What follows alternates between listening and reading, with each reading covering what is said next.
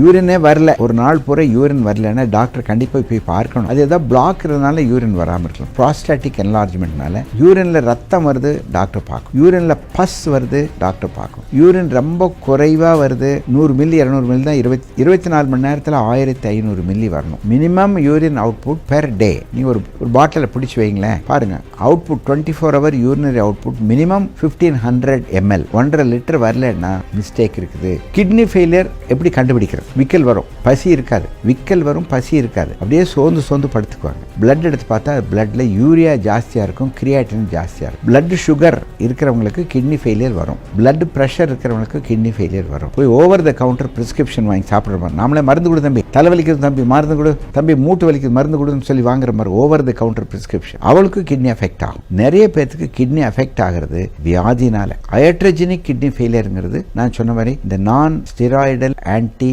Inflammatory drugs நிறைய இருக்கு, மாத்திரைகள் வலி குறையிறதுக்காக. NSAID, அந்த NSAID மாத்திரை சாப்பிட்டா உங்களுக்கு கிட்னி ஃபெயிலியர் வரலாம். அதுவும் சக்கரை வியாதி இருக்கிறவங்களுக்கு NSAID is worse than AIDS. NSAIDங்கிற மாத்திரை சாப்பிட்டீங்கன்னா கிட்னி ஃபெயிலியர் வந்தாச்சு, டிரான்ஸ்பிளான்டேஷன் பண்ண வேண்டியிருக்கும். கிட்னி ஃபெயிலியர் பெண்களுக்கும் வரும். பிரசவ காலத்தில் ஹை பிளட் ப்ரெஷர் இருந்ததுன்னா, அது கேர்லெஸ்ஸாக இருந்தால் கிட்னி ஃபெயிலியர் வரும். Eclampsia, pre eclampsia, hypertension induced pregnancy, இல்லை ப்ரெக்னன்சி இன்டியூஸ் ஹைப்பர் டென்ஷன், இப்படியெல்லாம் இருக்குது. அதனால் நீங்கள் பிபி செக் பண்ணிக்கிறது எதேஷ்டம். நல்லாவே இருந்தாலும் பிபி செக் பண்ணிக்கோங்க. பிபி அதிகமாக இருந்தால் கிட்னி ஃபெயிலியர் வரும். சக்கரை வியாதி இருந்தால் கிட்னி ஃபெயிலியர் வரும். கிட்னி ஃபெயிலியர் யாருக்கு வேணால் வரலாம். ஆனால் யூரின் நீங்களாக வரலைன்னா அந்த ஆர்டிஃபிஷியல் கிட்னியில் வச்சு உங்களுக்கு இருந்த யூரினை வெளியே எடுக்கணும். நல்ல கிட்னி ஹாஸ்பிட்டலுக்கு போகணும்.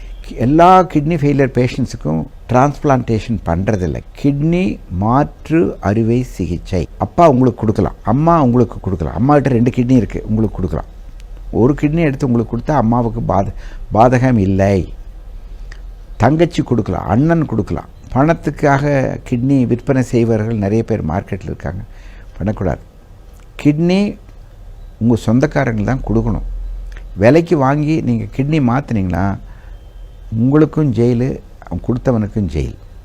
கிட்னியை திருட்டுறதுக்கு பேர் கிட்னி திருட்டுன்னு சொல்கிறது. மூளை சாவு ஏற்பட்ட ஒரு இளைஞர்கிட்ட இருந்து கிட்னி எடுக்கலாம். அது கவர்மெண்ட்கிட்ட பெர்மிஷன் வாங்கி cadaver kidney transplantation, related transplantation கொடுக்கலாம், சொந்தக்காரங்க கொடுக்கலாம். ஏபிஓ மிஸ் மேட்ச் ஆனாலும் டாக்டர் இளங்கோவன் அது கரெக்டான டயாலிசிஸ் பண்ணி அந்த ப்ரோட்டீன்லாம் எடுத்துகிட்டு கொடுக்குறார். சொந்தக்காரங்கள்கிட்ட கிட்னி எடுத்தாலும் கவர்மெண்ட் ரேட்டில் சேங்ஷன் வாங்கணும்.